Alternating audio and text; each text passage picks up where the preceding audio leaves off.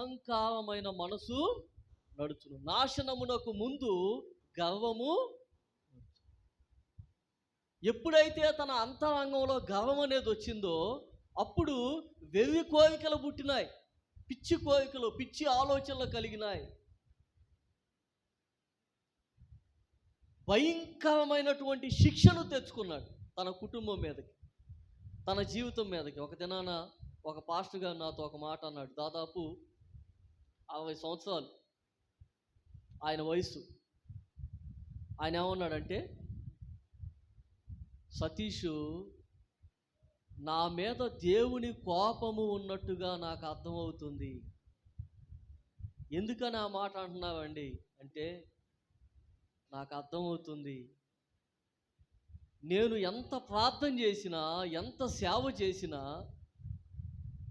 దేవుని ఆశీర్వాదాన్ని నేను చూడలేకపోతున్నాను, ఫలించలేకపోతున్నాను. నాకు అర్థమవుతుంది, దేవుని కోపం నా మీద. నిజంగానే పాపం అలానే చచ్చిపోయాడు. ఆయన జీవితం అట్లానే ముగించబడింది అన్ఎక్స్పెక్టెడ్గా.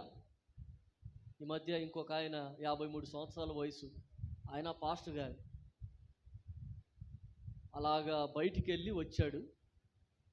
కొంచెం జ్వరం వచ్చినట్లుగా ఉంది ఆయనకి, ఎందుకో చలిగా ఉందని వాళ్ళ ఆవిడతో చెప్పాడు.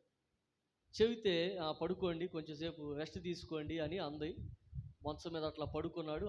ఆయన మీద అట్లా దుప్పటేసి కొద్దిసేపటికి కొంచెం ఇట్లాగ శ్వాస తీసుకొని వదిలాడంట. ఇక అంతే, చచ్చిపోయాడండి. నిద్రలోనే చచ్చిపోయాడు. చచ్చిపోవటానికి కారణం ఏమిటి అంటే, డాక్టర్స్ ఏం చెప్పారంటే, నిద్రలోనే ఆయనకి స్ట్రోక్ వచ్చింది, హార్ట్ స్ట్రోకు వచ్చింది. కాబట్టి నీ జీవితం ఏ పాటిది, నా జీవితం ఏ పాటిది? ఎప్పుడు దేవుడు మనల్ని పిలుచుకుంటాడో తెలియదండి. మనకు ఒక అహంకారం ఉంటుంది. ఏమిటంటే, సామెతల గ్రంథంలో చెప్పినట్టు, రేపటి దినమును గూర్చి అతిశయపడకుమని ఉంటుంది. మనకు ఆ అతిశయం ఉంటుంది. ఏమవదులే, నాకేం అవదు, నేను చచ్చిపోయే లోపల పశ్చాత్తాపడి చచ్చిపోతాను, దేవుని రాజ్యం నాకు ఉంటుంది అనేటటువంటి భ్రమ సైతానుగాడు కలగజేస్తాడు. కానీ ఇవాళే నీ ముగింపు అయితే, ఈరోజే దేవుడు నిన్ను పిలిస్తే నువ్వు దేవుని రాజ్యానికి వెళ్తావు అనేటటువంటి నమ్మకం నీకుందా? అందుకే దావీదు ఏమంటున్నాడంటే, దావీదుకు తెలుసు, శుద్ధ హృదయం లేకుండా, స్థిరమైనటువంటి మనసు లేకుండా, అంతరంగంలో శుద్ధి లేకుండా దేవుని రాజ్యంలోనికి అడుగు పెట్టలేడన్న సంగతి దావీదుకు తెలిసి ఏమన్నాడంటే, రాజ్యాలొద్దు, అధికారాలొద్దు, ధనమొద్దు, పదవొద్దు, నాకేం కావాలంటే నీ సన్నిధి నాకు కావాలి అంటున్నాడు. దేవుని యొక్క సన్నిధి. నీవు నన్ను శిక్షించినా పర్వాలా, నీ సన్నిధి నాతో కూడా ఉంటే. కానీ ఎంత భయంకరంగా ఉంది కొంతమంది పరిస్థితి, లోక పరిస్థితి అంటే, ఎంత దెబ్బలు తింటున్నా, ఎంత అనుభవిస్తున్నా, దేవుని చేత ఎంత శిక్షించబడుతూ ఉన్నా, ఆ దరిద్రపు గొట్టు పనిని మానుకునేది, ఆ కొంపకి వెళ్ళకుండా ఉండేది, ఆ మనిషిని వదిలిపెట్టేది. ఎంత దెబ్బలు తిన్నాయి, దేవుని చేత ఎంత శిక్షించబడని. అయితే దావీదు ఏమన్నాడంటే, నా అంతరంగములో స్థిరమైన మనసుని, ఇక నేను ఎన్నటికీ ఇటువంటి కార్యాన్ని, నువ్వు ఏం చేసినా పర్వాలేదు, నా దగ్గర నుండి ఏమి తీసేసినా పర్వాలేదు, కానీ నాకొకటి కావాలి. నా రిక్వైర్మెంట్ ఏమిటంటే, అంతరంగములో స్థిరమైన మనసు. అది నా రిక్వైర్మెంట్, నాకు కావాల్సింది అది. కాబట్టి నూతన సంవత్సరంలో మనం ఆధ్యాత్మికంగా స్థిరపడాలి. మన ఆధ్యాత్మిక జీవితంలో మనం స్థిరపడాలి. ప్రేమలో, సహనంలో, పరిశుద్ధతలో, పవిత్రతలో, దయాగుణంలో మనము స్థిరపడాలి. అనేటటువంటి ఆలోచన మనకుంది. ఇక రెండవ మాట ఏమిటి అంటే, చూడండి, యెషయా గ్రంథము 40వ అధ్యాయము 31వ వచనాన్ని చదువుకుందాం. యెషయా గ్రంథము 40వ అధ్యాయము 31. యెహోవా కొరకు ఎదురు చూచువారు నూతన బలము పొందుదు. చూడండి, ఇక్కడ భక్తుడైనటువంటి యెషయా దేవుని ఆత్మచేత ప్రేరేపించబడి ఒక వాక్యాన్ని పలుకుతున్నాడు. ఏమిటా వాక్యం అంటే, యెహోవా కొరకు ఎదురు చూచువారు నూతన బలాన్ని. నూతన బలం అంటే ఏమిటి? శారీరకంగా కాదు,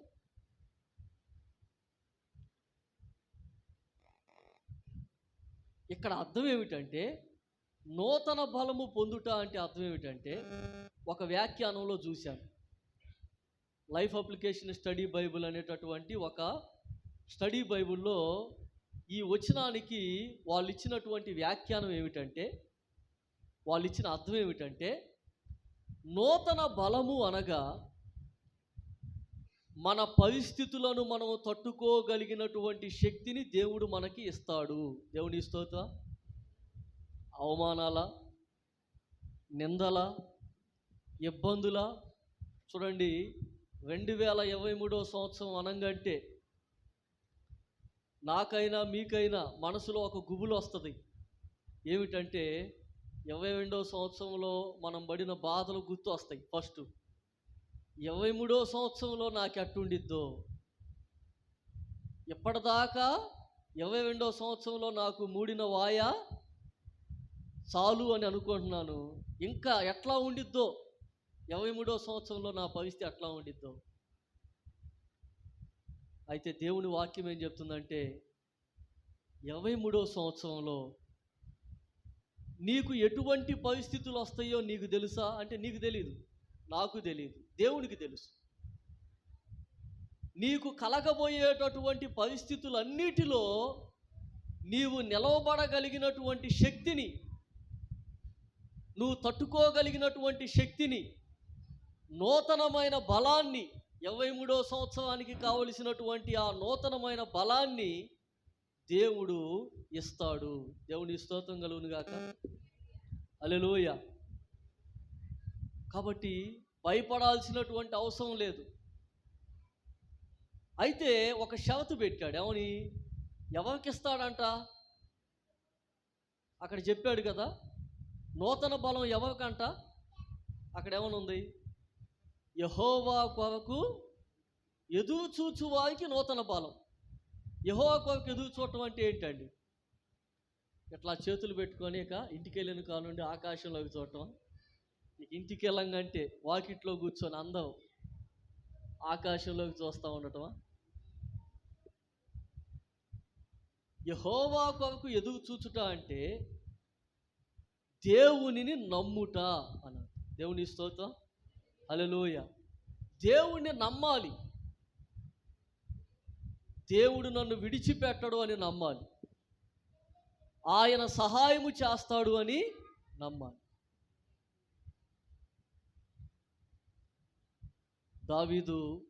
దావీదు జీవితంలో ఇట్లాంటి నమ్మకం ఉందండి. ఎన్ని కష్టాలు వచ్చినా, ఎన్ని బాధలు వచ్చినా, ఎన్ని ఇబ్బందులు వచ్చినా వాటన్నింటినీ ఎట్లాగా అధిగమించగలిగాడు అంటే, దేవుడు అతనికి నూతన బలాన్ని ఇవ్వబట్టి. నూతన బలం దేవుడు దావీదుకి ఎందుకు ఇచ్చాడు అంటే, దావీదు దేవుణ్ణి నమ్మాడు. మనం దేవుణ్ణి నమ్మాలి. నీ బాధల విషయంలో, నీ శ్రమల విషయంలో, నీ కష్టాల విషయంలో, నీ ఇబ్బందుల విషయంలో, ప్రతి విషయంలో నువ్వు దేవునిని నమ్మాలి. దేవుడు నన్ను విడిచిపెట్టడం నువ్వు నమ్మాలి. నీకు అసాధ్యంగానే అనిపిస్తుంది, కానీ దేవుడికి అసాధ్యమైనది ఏమీ. 100 సంవత్సరాల వయసు వచ్చింది, భార్యకి 90 సంవత్సరాల వయసు వచ్చింది. దేవుడు ఏమంటున్నాడంటే మరుసటి ఏట కల్లా నీ భార్య నీకు కుమారుణ్ణి కనును అంటున్నాడు. అప్పుడు అబ్రాహాము ఏం చేశాడు తెలుసా? దేవుణ్ణి నమ్మాడు. హెబ్రీయులకు రాసిన పత్రికలో ఒక మాట ఉంది, అప్పటికి శారాకు స్త్రీ ధర్మము నిలిచిపోయెను. ఇక ఏమాత్రం అవకాశం లేదు, ఆమె కడుపు ఉడికిపోయింది, ఇక అవకాశం లేదు. అయినా దేవుడు చెప్పాడుగా చేస్తానని, కాబట్టి దేవుణ్ణి నమ్మాలి. పేతురు రాసిన పత్రికలో ఒక మాట ఉంది, ఏమనంటే అమూల్యమును అత్యధికములై ఉన్న వాగ్దానములన్నీ మీవే అను. అంటే బైబిల్లో ఉన్నటువంటి అమూల్యమైన అత్యధికములై ఉన్న వాగ్దానములు అన్నీ, ఎన్ని వాగ్దానాలు ఉన్నాయో బైబిల్లో మన కోసం, ఆ వాగ్దానాలన్నీ యేసుక్రీస్తుని నమ్ముకున్నాక మనకి మనయ్యనంట. ఇక కొత్తగా కార్డులు తీసుకోవాల్సిన అవసరం లేదు. కార్డులు పంచి మిమ్మల్ని మోసం చేయటం నాకు ఇష్టం లేదు, మిమ్మల్ని మభ్య పెట్టడం నాకు ఇష్టం లేదు. ఈ కార్డు ఈ సంవత్సరం తీసుకోండి, ఖచ్చితంగా ఈ వాగ్దానం మీ జీవితంలో నెరవేర్చబడిద్ది అని మీకు అబద్ధాలు చెప్పడం నాకు ఇష్టం లేదు. ఎందుకంటే బైబిల్ ఏం చెప్తుందంటే కార్డుల్లో కాదు వాగ్దానం ఉంది, దేవుని పరిశుద్ధ గ్రంథంలో ఉన్నాయి వాగ్దానాలన్నీ, యేసు క్రీస్తులో ఉన్నాయి. కాబట్టి ఏ సందర్భానికి ఏ వాగ్దానం కావాలో ఆ వాగ్దానాన్ని దేవుడు మన జీవితంలో నెరవేరుస్తాడు. ఆయన నమ్మదగినవాడు. దావీదు జీవితంలో ఒక సంభవాన్ని జ్ఞాపకం చేసుకుంటే, దావీదుని తన సొంత కుమారుడైనటువంటి అబ్షాలోము ఏం చేశాడు అంటే చంపటానికి ప్రయత్నం చేస్తున్నాడు. దావీదుని చంపి దావీదు యొక్క సింహాసనాన్ని తాను తీసుకోవాలని ఆలోచన చేసి కుట్ర చేసి ఒక్కొక్కరిని దేశంలో ఉన్నటువంటి ప్రాముఖ్యమైనటువంటి వాళ్ళందరినీ కూడా తన వైపు తిప్పుకున్నాడు. ఒక మాట ఉంది బైబిల్లో, అదేమిటంటే దావీదుకు ఒక మంత్రి ఉన్నాడు, ఆ మంత్రి పేరు అహీతోపేలు. ఈ అహీతోపేలు ఎటువంటి వాడంటే అతను గనక ఒక ఆలోచన చెప్తే దేవుడే సలహా ఇచ్చినట్లుండిద్దంట, అంత చక్కగా ప్లాన్ ఇవ్వగలడంట మంత్రి. అటువంటి ఎంతో తెలివితేటలు, జ్ఞానము, వివేకము కలిగినటువంటి మంత్రి సైతం దావీదును వదిలేసి అబ్షాలోము పక్షాన వహించాడు. దావీదును చంపటానికి మాస్టర్ ప్లాన్స్ ఇస్తున్నాడు, దావీదును నాశనం చేయటానికి, దావీదుని పతనం చేయటానికి తన అబ్షాలోము పక్షంగా వహించాడు. అప్పుడు దావీదు ఒక దినాన సడన్గా కొంతమందిని తీసుకొని కోటలో ఉన్నటువంటి దావీదుని చంపటానికి మోకమ్మడిగా వాళ్ళు ప్రయత్నం చేసినప్పుడు దావీదుకి ఎవరో సమాచారం చెప్పారు, ఏమనంటే నీ కుమారుడు నిన్ను చంపటానికి వస్తున్నాడు అని. వెంటనే దావీదు అక్కడి నుంచి పారిపోయాడు, అడవిలోకి వెళ్ళిపోయాడు.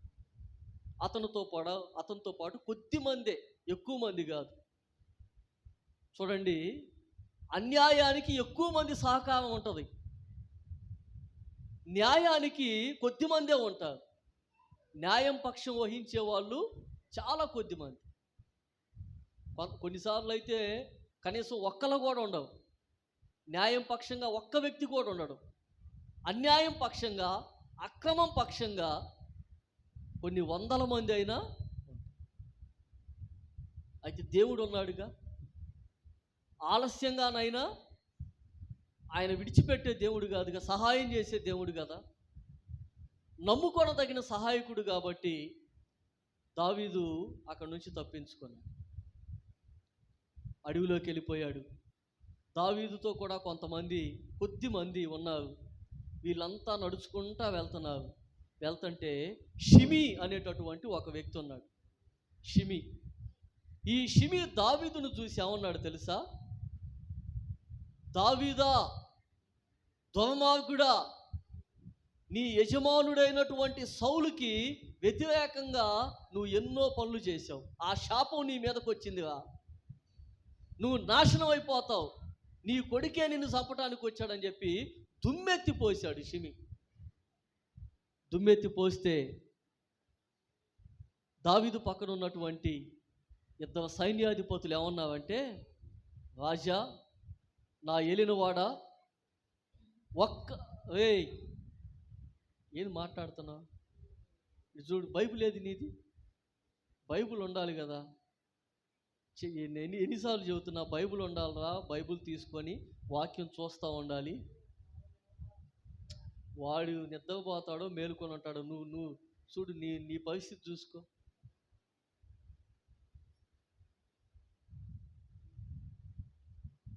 చూడండి, దేవుని యొక్క వాక్యం ఏం చెప్తా ఉంది. దావీదు ఒక మాట అన్నాడు, ఆ షిమీని తిడితే తిట్టనివ్వండి, దూషిస్తే దూషించనివ్వండి, వదిలేయండి, అతను ఏం చేయమాక. దేవుడు ఒకవేళ నా మీద జాలి పడతాడేమో, అతడు తిట్టినటువంటి తిట్లకు ప్రతిగా నా మీద జాలిపడి నాకు సహాయం చేస్తాడేమో అని చెప్పి, ఒకవేళ దేవుడే అనుమతించాడేమో షిమీని శపించమని. అంటే ఎంత విశాలమైన హృదయం అండి దావీద్ది. తనను దూషిస్తున్నా, అవమానిస్తున్నా, నిందిస్తున్నా, అనేకమైనటువంటి మాటలు అంటున్నా దావీదు ఏమన్నాడంటే, అలాగా జరగనివ్వండి, ఏమన్నా అనుకోనివ్వండి, దేవుని యొక్క సహాయం నాకుంటే. దావీదు అడవిలోకి వెళ్ళిపోయాడు. అతనితో కూడా కొద్దిమందే ఉన్నారు. అబ్షాలోము ఏం చేశాడంటే, ఇశ్రాయేలు దేశంలో ఉన్నటువంటి సైన్యాన్ని తీసుకొని అడవిలోనికి దావీదుని చంపడానికి వచ్చాడు. దావీదు సైన్యం ఏం చేశావంటే, అబ్షాలోము సైన్యానికి వ్యతిరేకంగా యుద్ధం చేస్తే ఆశ్చర్యకార్యం జరిగింది. అదేమిటంటే, కొద్దిమంది సైన్యము విస్తారమైనటువంటి సైన్యాన్ని చంపేశారు. అబ్షాలోము కూడా చచ్చిపోయాడు యుద్ధంలో. దావీదు మళ్ళా రాజు అయ్యాడు. ఇప్పుడు షిమీకి భయం పుట్టింది. అమ్మో, దావీదుని తిట్టాను, దూషించాను, ఇప్పుడు మళ్ళా దావీదు రాజు చచ్చిపోతాడు అనుకున్నాను, అబ్షాలోము చంపేస్తాడు అనుకున్నాను, అటు జరగలేదు, ఇప్పుడు ఎట్లాగా అని చెప్పి దావీదు దగ్గరికి పరుగు పరుగున వెళ్ళి దావీదు యొక్క కాళ్ళ మీద సాష్టాంగా, అయ్యా నన్ను క్షమించు, నాకు ప్రాణభిక్ష పెట్టు అన్నాడు. అప్పుడు దావీదు ఏమంటాడంటే, నేను నిన్ను చంపను, శుభదినమున నిన్ను ఎందుకు చంపుతాను, పశ్చాత్తాపడుతున్నావు కదా, ఇంటికి వెళ్ళిపో సమాధానంగా. దేవుని స్తోత్రం. ఎంత విశాలమైన హృదయం అండి దావీదుది. అందుకే దేవుడు ఏమంటున్నాడంటే, నా చిత్తానుసారమైన మనసు కలిగిన వాడు. పగ తీర్చుకునే మనసు దావీదుకి. దేవుని బిడ్డలకు పగ తీర్చుకునే మనసు ఉందంటే అది మంచిది కాదు. దేవుడు చూసుకుంటాడు. పగ తీర్చుట దేవుని పని, మన పని కాదు. మనం మౌనంగా సహిద్దాం, దేవుడే పగ తీర్చుకుంటాడు, మనం క్షమిద్దాం. దేవుని స్తోత్రం. హల్లెలూయా.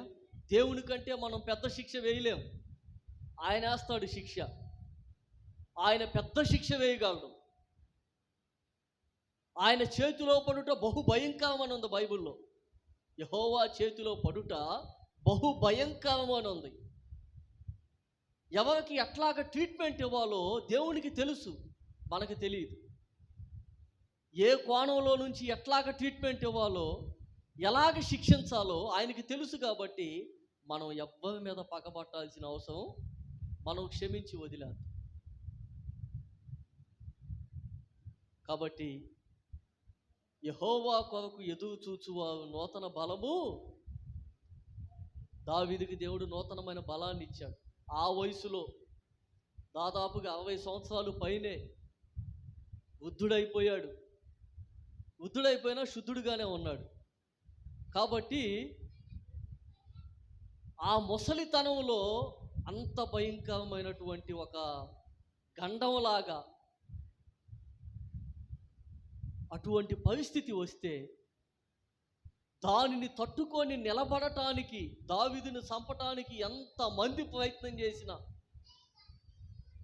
ఎవ్వరు కూడా దావీదుని ఏమీ చేయకుండా దేవుడే దావీదుకి సహాయము చేశాడు. దేవుని స్తోత్రం. హల్లెలూయా.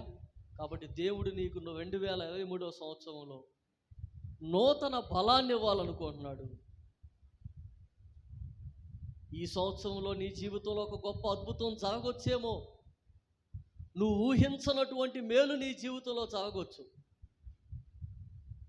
ఇన్ని సంవత్సరాలుగా నువ్వు ఇబ్బంది పడుతున్నటువంటి ఆ ఇబ్బందిని గమనించి దేవుడు 23వ సంవత్సరంలో ఆయన నీకు సంపూర్ణమైన విడుదల.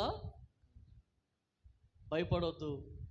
ఒకటే ప్రార్థన, అదేమిటంటే, దేవా నాకు నూతనమైన బలాన్ని దయచేయండి, ఈ పరిస్థితులను అధిగమించడానికి, తట్టుకోవటానికి నాకు నూతన బలాన్ని ఇవ్వండి.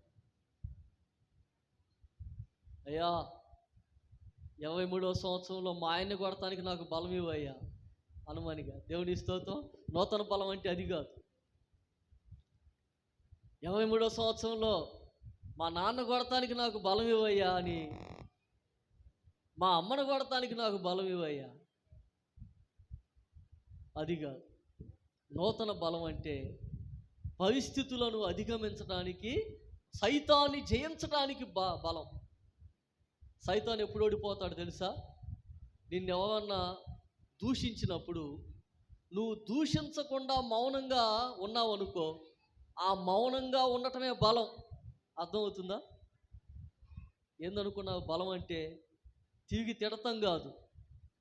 అందుకే ఒక మాట ఇంగ్లీష్లో ఒక సామెత ఉంది, అదేమిటంటే, meekness is not weakness but it is under the power, under the control అని ఉంది. సహనం అనేది బలహీనత కాదు, కానీ నీ శక్తిని నీవు అదుపులో ఉంచుకోవటము అని. Weakness is not weakness. కాబట్టి నిన్ను దూషిస్తే, అలా దూషించినప్పుడు, నిన్ను హింసించినప్పుడు నువ్వు మౌనంగా ఉంటావు చూడు, అది బలం అంటే. దెబ్బకి దెబ్బ, మాటకి మాటే సమాధానం కాదండి. అది దేవుని పిల్లల లక్షణం కాదు. బూతులు దేవుని పిల్లల లక్షణం కాదు. అబద్ధాలు దేవుని బిడ్డల లక్షణం కాదు. కాబట్టి ఆయన నీకు నూతన బలాన్ని. తర్వాత చివరిగా మనం చూస్తే హబక్కూకు గ్రంథము 3వ అధ్యాయము 2వ వచనం. హబక్కూకు గ్రంథము 3వ అధ్యాయము 2వ.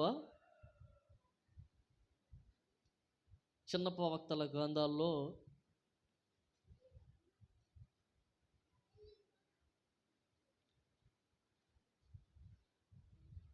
3వ అధ్యాయము 2వ వచనం. యెహోవా నిన్ను గూర్చిన వార్త విని నేను భయపడుచున్నాను. యెహోవా సంవత్సరములు జరుగుచుండగా నీ కార్యము నూతన పరుచుము. సంవత్సరములు జరుగుచుండగా దానిని తెలియజేయము. కోపించుచూనే వాత్సల్యమును జ్ఞాపకమునకు తెచ్చుకొను. చూడండి, హబక్కూకు ప్రవక్త తన దేశంలో ఉన్నటువంటి పరిస్థితులను చూసి, తన దేశ ప్రజలను చూసి ఆయన అంటున్నటువంటి మాట ఏమిటంటే, సంవత్సరములు జరుగుతూ ఉన్నాయి, నీ కార్యమును నూతన పరుచుము అంటున్నాడు. నూతనంగా ఒక కార్యాన్ని చేయి. మా దేశంలో సంవత్సరాలు జరిగిపోతున్నాయి, కానీ ప్రజల జీవితంలో మార్పు లేదు. అప్పుడు దేవుడు ఏమన్నాడంటే, ప్రజల జీవితాలలో మార్పు కలగాలి అంటే వాళ్ళని నేను శిక్షించాలి అన్నాడు హబక్కూకుతో. ఎట్లా శిక్షిస్తావు అంటే, ఈ ప్రజలు నన్ను విడిచిపెట్టి బయలు అస్తారోతు దేవతలను పూజిస్తున్నారు కాబట్టి వీళ్ళ మీదకి నేను బబులోను దేశపు వాసైనటువంటి నెబుకద్నెజరును పంపిస్తాను. నెబుకద్నెజరు వచ్చి ఈ దేశాన్ని కొల్లగొట్టి ఈ ప్రజలను పట్టుకొని ఈ ప్రజలను 70 సంవత్సరాలు బబులోను దేశానికి చెరగా తీసుకొని పోతాడు. 70 సంవత్సరాలు తమది కాని దేశంలో వాళ్ళు ఉంటారు బానిసలుగా. అప్పుడు వాళ్ళకి బుద్ధి వచ్చింది. బుద్ధి వచ్చినప్పుడు పశ్చాత్తాపడి మళ్ళా దేవుని యొక్క వాక్యాన్ని పాటించడానికి వాళ్ళు తమ జీవితాలని మార్చుకుంటారు. మళ్ళా ఎప్పుడు పశ్చాత్తాపడతారు అంటే, బబులోను దేశం నుండి నెబుకద్నెజరు రావాలి, వీళ్ళను పట్టుకోవాలి, శిక్షించాలి, ఈ దేశాన్ని సర్వనాశనం చేయాలి, దేవాలయాన్ని పడగొట్టాలి, అప్పుడు వీళ్ళని తీసుకొని వెళ్ళి ఆ దేశంలో బానిసలుగా, తమది కాని దేశంలో బానిసలైతే అప్పుడు బుద్ధి వచ్చింది వీళ్ళకి. అంత అవసరమా? అంత అవసరం అంటావా? దేవుడు అంతగా శిక్షించేదాకా మన హృదయాలను మనం ఎందుకు కఠినం చేసుకోవాలి? అప్పుడు హబక్కూకు ఒక మాట అన్నాడు. ఏమన్నాడంటే, అలాగనే చేయయ్యా. ఎందుకంటే నీ ప్రవక్తలు వచ్చి, నీ సేవకులు వచ్చి ఎంత బోధించినా, ఎంత హెచ్చరించినా ఈ ప్రజల జీవితాల్లో మార్పు లేదు. దొంగతనములు, నరహత్యలు, వ్యభిచారాలు, అన్యాయాలు, మోసాలు, అక్రమాలు చేస్తానే ఉన్నారు. దేవుని వాక్యం కలిగిన ప్రజలు, ధర్మశాస్త్రం కలిగిన ప్రజలు వీళ్ళు. అయినా వీళ్ళ జీవితంలో మార్పు అనేది. కాబట్టి నువ్వు నెబుకద్నెజరును పంపించు, వీళ్ళను శిక్షించు, అప్పటికైనా వీళ్ళకు బుద్ధి. కాబట్టి అప్పుడు అంటున్నాడు, అప్పుడు జరిగిద్ది కార్యం, నూతన కార్యం. నీ కావ్యమును నూతన పౌచుము, మమ్మల్ని ఇట్లాగ వదిలేయమాక. దొంగతనము చేసేవాడిని దొంగతనానికి వదిలేయమాక. మోసం చేసేటటువంటి వాడిని వాడి పాపానికి వాడిని వదిలేయమాక. వ్యభిచారిని ఆ వ్యభిచార పాపానికి వదిలేయమాక.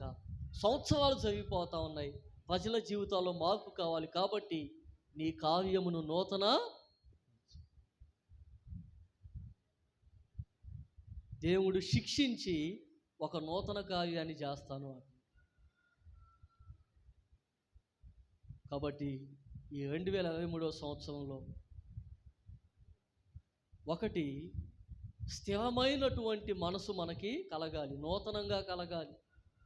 రెండవది నూతన బలము.